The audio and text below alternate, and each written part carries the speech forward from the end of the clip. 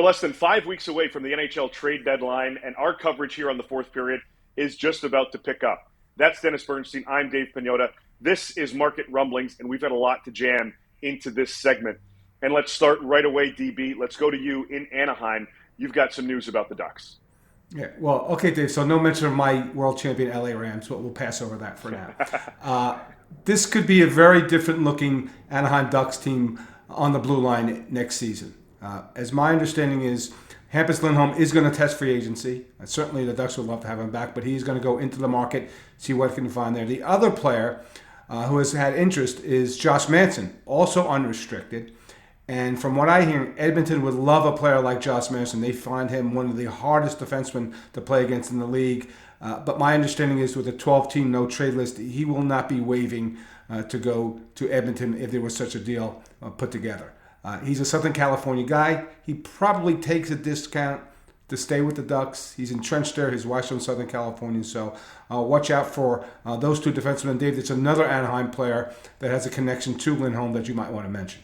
Yeah, that's right, DB. That's Ricard Raquel. He switched over to Claude Lemieux, his new agent this offseason, who happens to be the same agent for Hampus Lindholm. So some connections there. But my understanding is he's another player that is likely to be moved ahead of the deadline. He's a versatile winger, plays both sides, has a really good cap hit. A lot of teams had interest in this player last year.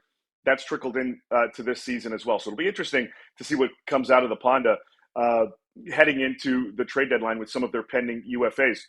Going a little bit north and east, I guess, to Detroit, they have a couple other players on expiring contracts, Nick Leddy and Vladislav Nemestikov, both of whom have started to generate a little bit more interest around the league. But it seems like the Red Wings may be more willing to move Leddy as opposed to Nemesnikov, unless they get a really solid offer that kind of blows them out of the water. There haven't been any contract talks for either of these two players with the Red Wings to date. But my understanding is if a deal with Nemesnikov isn't ironed out on an extension by the deadline, no worries. They'll pick up those conversations later on in the season. But those are two players to watch out of Detroit, DB. And you've got some interesting news on one of the LA Kings longtime members. Yeah, well, last night, Tuesday night, a great celebration of Drew Doughty's 1,000th game. On the ice with Drew before the game was Anze Kopitar, Jonathan Quick, and Dustin Brown. My understanding is Dustin Brown's future with LA is still to be determined. He has not had a conversation with Rob Blake since September, since the fall.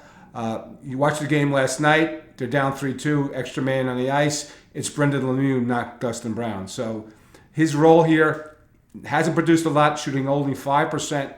So we'll see what happens with Dustin Brown going forward. He'd love to remain a King, retire a King. I'm sure the fans would like that as well. But there's an individual that, when you watch this team, Dave, like they need another scorer. Yeah. And there might be someone inside the organization right now that might actually help them get a score. Yeah, you know what? The addition of Marc Bergevin as an advisor to the GM could certainly help. You look at Bergie's track record from a trade perspective, he's done pretty well for himself over his career, especially with the Montreal Canadiens. So, yeah, that's somebody to certainly lean on, and I'm sure they're going to utilize his knowledge in trying to help bring in that extra scorer, that top six guy in LA.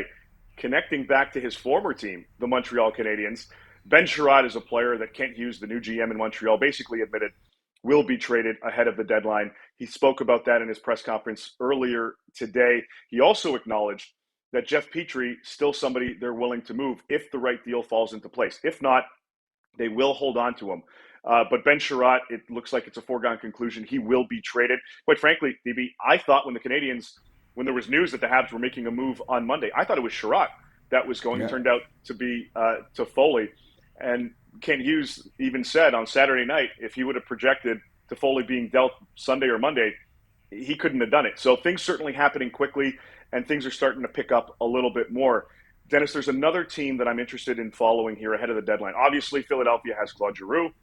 They've got Rasmus Ristolainen, Justin Braun, and a bunch of other pieces. But a 24-year-old in Travis Konechny, who was almost traded in the offseason, he's another player to watch. I think Philadelphia, as they look to shift their roster a little bit, DB, I think Konechny is going to be a player we're going to hear his name popping up a little bit more over these next 4 weeks. Yeah, Dave. Konechny could fit in Los Angeles. And I think there was some chatter last season about a possible connection between Konechny and the Kings. So look out for that. That could be a possibility on a long-term basis. I don't think a rental. I don't think here at the deadline, but certainly connected could be in the future in LA. Yeah, he's got a few more years left on his contract, so certainly something to watch as Philadelphia looks to reshape part of their roster going into next season. And we know LA has a ton of young talent that they're willing to explore moving. DB, this has been Market Rumblings, a jam-packed one here on Wednesday. We'll do this again next week and more frequently as we head towards the trade deadline on March 21st.